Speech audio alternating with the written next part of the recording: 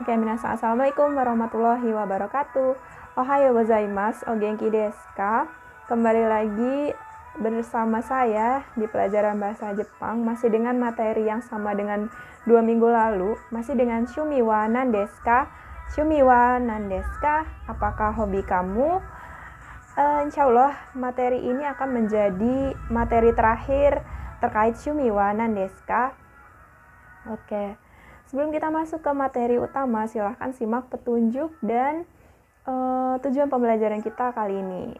Petunjuknya silahkan berdoa, terus jangan lupa isi daftar hadir. Kemudian catatlah materi ini, pahami setiap materi. Kalau ada yang nggak ngerti, silahkan tanya di forum Google Classroom. Kerjakan tugas sesuai ketentuan, jagalah selalu adab dan sopan santun, kemudian ikuti instruksi pada setiap slide. Tujuan pembelajarannya tentu masih sama kayak 2 minggu lalu. Kita bisa nyebutin hobi dan mengaplikasikannya dalam percakapan pakai bahasa Jepang yang baik dan benar. Sebelumnya, sebelum kita masuk ke materi utama, saya akan mengulas beberapa kesalahan-kesalahan dan pertanyaan yang sering muncul di pembahasan kita minggu lalu. Saya sudah memeriksa tugas kalian dan saya menemukan dan merangkum beberapa kesalahan yang sering dilakukan ya. Yang pertama adalah sering ada pertanyaan seperti ini. Menemukan suatu kata kerja, terus nanya, "Sensei, diubahnya ke golongan berapa?" Itu pertanyaan yang salah sebenarnya. Jadi, ketika kita menemukan atau mengetahui suatu kata kerja, kita bukan mengubah dia menjadi golongan berapa, karena emang dia sudah punya golongan. Jadi, kita tugasnya tinggal menentukan dia itu golongan berapa, kita cari tahu dia golongan berapa sih gitu. Jadi bukan kita milih dia diubah jadi golongan berapa kayak gitu. Tidak memperhatikan ciri-ciri golongan kata kerja. Yang ini biasanya salah. Jadi kayak dia harusnya golongan 1 tapi diubah jadi golongan 2 atau golongan 3 gitu. Jadi tidak memperhatikan ciri-ciri pergolongan gitu. Nah, yang ketiga ini lebih parah dari yang kedua. Jadi asal aja diubah gitu. Jadi dia sama sekali nggak memperhatikan, sama sekali nggak nyambung, bahkan nggak ada di salah satu pun ciri-ciri golongan yang udah kita pelajari minggu lalu. Nah, gimana sih untuk menanggulangi atau memperbaiki kesalahan-kesalahan tersebut? Gimana caranya ya? Yang pertama, ini ada langkah-langkah menentukan golongan kata kerja yang akan diubah menjadi bentuk kamus. Langkah pertama adalah ketika kita nemu kata kerja, kita dapat nih di suatu kalimat kata kerja. Ingat, kata kerja itu ciri-cirinya apa kemarin? Berakhiran dengan mas. Kaerimas, ikimas, nomimas, tabemas, kaimono shimas. Pokoknya semua yang berakhir dengan mase itu adalah kata kerja. Kemudian langkah kedua adalah menghilangkan mas. Jadi kita coret masenya dan kita lihat kata yang tersisa habis kita buang masnya. Kemudian baru kita cocokin dia itu sama kayak ciri-ciri golongan berapa sih kayak gitu. Habis kita ilangin masnya, kita lihat sisanya, terus kita baru cocokin tuh dia golongan berapa ya gitu. Contohnya yang pertama ada arukimas. Arukimas. Kita nemu kata nih, wah arukimas. Arukimas itu artinya adalah berjalan. Berjalan. Nah, langkah kedua adalah menghilangkan mas. Menghilangkan mas. Kita coret mas. Kita coret masnya. Kemudian kita lihat nih, oh yang tersisa adalah kata aruki. Setelah masnya hilang, yang tersisa adalah aruki. Kemudian apa yang kita lakukan setelah kita tahu kata yang tersisa itu adalah aruki? Kita cocokkan dengan yang mana ya? Dia cocok dengan yang mana ya ciri-cirinya kayak gitu. Aruki, ingat-ingat aruki. Suku kata terakhir adalah ki. Aruki. Oke, suku kata terakhir adalah ki. Kita lihat nih, oh golongan pertama itu kalau akhirannya ini berarti berubah jadi ini. Nah, sama tuh, berarti dia golongan 1 ya, karena dia berakhir dengan suku kata ki. Lihat. Kalau dia berakhiran dengan ki, berarti dia berubah jadi aruku. Berarti kita balik lagi, arukimasu menjadi aruki, kemudian kita hilangkan masnya.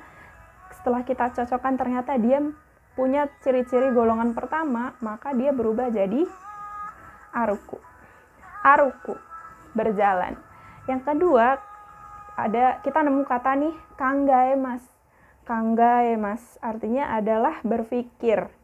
Setelah kita hilangkan masnya, kemudian kita hilangkan masnya seperti ini, tersisa kata kangae. Kangae, tersisa kata kangae. Kita lihat nih, habis itu kangae ya. Kita cocokin sama ciri-ciri yang sudah dijelaskan minggu lalu. Dia nggak ada di golongan 1. Dia juga nggak ada di golongan 3. Berarti dia golongan 2. Karena dia berakhiran dengan huruf E dan kayak cuman kangaemasu.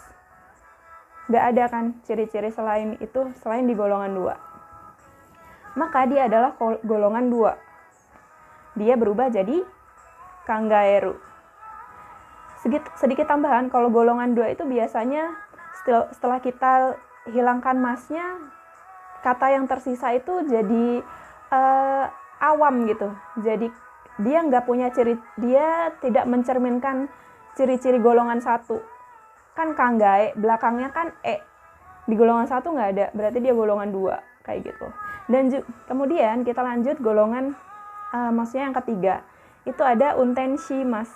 Untenshimasu, berakhiran dengan shimasu. Ingat, berakhiran dengan shimasu. Apapun kata yang berakhiran dengan shimasu adalah golongan ketiga. Lihat. Kecuali kimas, semuanya yang berakhir dengan shimas adalah juga golongan ketiga. Kayak gitu. Kembali lagi ke golongan ini kedua tadi. Dia juga bukan ciri-ciri golongan ketiga kan, karena dia bukan berakhiran dengan shimas gitu. Jadi dia golongan kedua yang warna hijau. Nah, yang ketiga yang warna ungu ini dia golongan ketiga karena berakhir dengan kata shimas. Untenshimasu artinya berkendara, mengendarai, kayak gitu. Setelah kita cocokkan dengan ciri-ciri ketiga golongan, ternyata dia cocok dengan golongan ketiga. Berarti kita masukin ke peraturan nomor 3. Dia berubah jadi, coba lihat, shimas berubah menjadi suru. Oke. Berarti untenshimasu berubah menjadi untensuru, kayak gitu. Nah, ini ciri-ciri golongannya ya. Silahkan dihafal dan dipahami. Kemudian kita masuk ke materi utama yang kita bisa mengaplikasikan penggunaan perubahan kata kerja menjadi bentuk kamus tadi.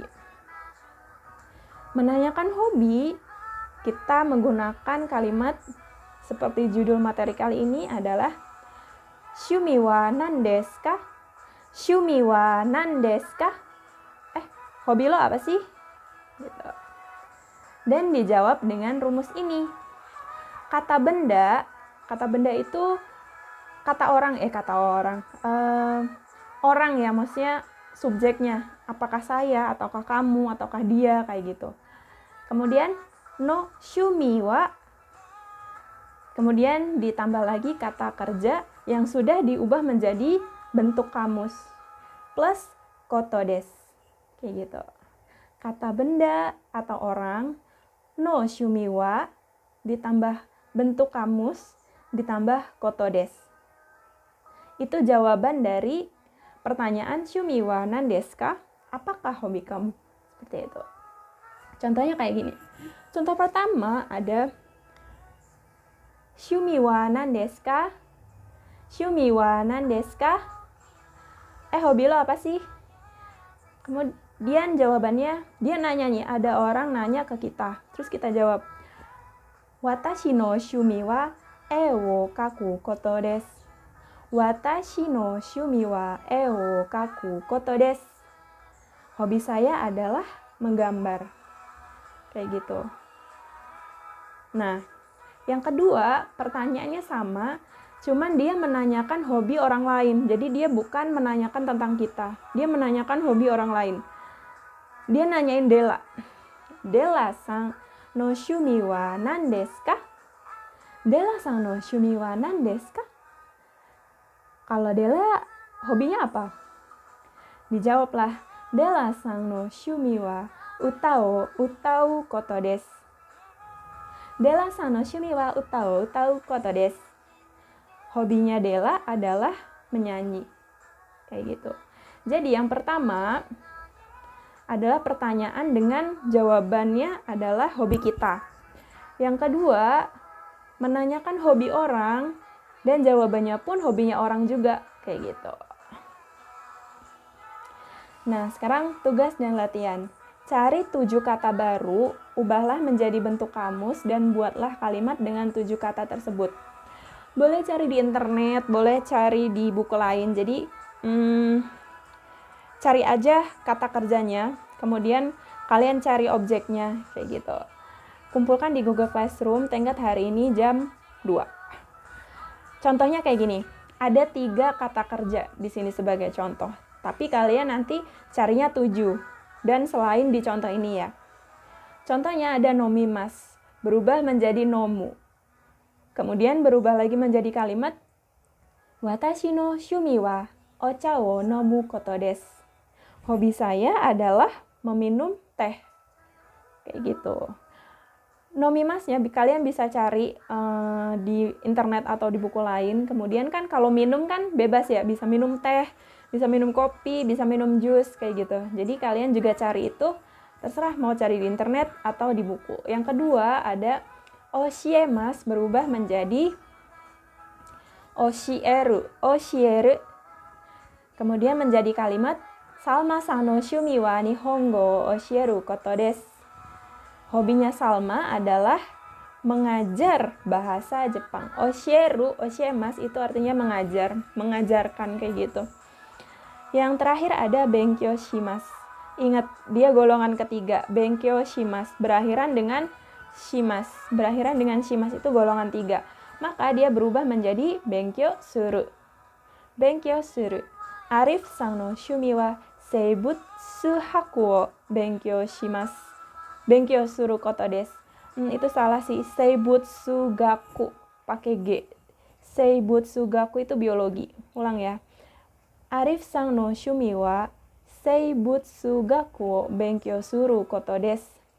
Hobinya Arif adalah belajar biologi. Kayak gitu. Terserah mau golongan 1-nya berapa, golongan 2-nya berapa, golongan 3-nya berapa. Yang penting ada 7 kata dan 7 kalimat. Kayak gitu. Silakan kalau ada yang bertanya, silakan bertanya di forum Google Classroom ya. Oke.